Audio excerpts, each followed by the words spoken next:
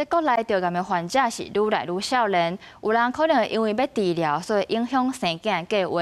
不过，若是要冷冻卵或者是精子，阁要开几十万。这卫福部就按算要为9月开始，针对18岁到40岁这灵癌或者是血癌的患者，甲提供补助。有过头一年是会当帮助600位朋友。这32岁女性有婚育计划，不过当时确诊灵癌，伫甲未婚夫讨论了后，先冻卵。感情聊天结束了后，经过医师评估，确诊身体状况，转介到生殖专科顺利生囝。不过冻卵的钱差不多伫8到12万，对男友来讲也是负担。冻卵的费用其实都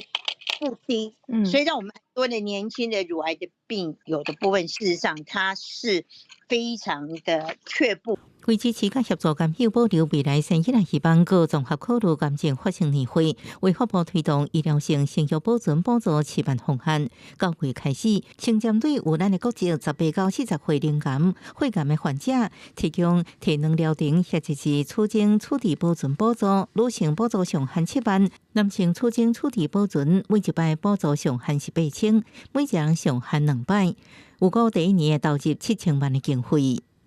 有考量到罹患癌症的病人，他们后续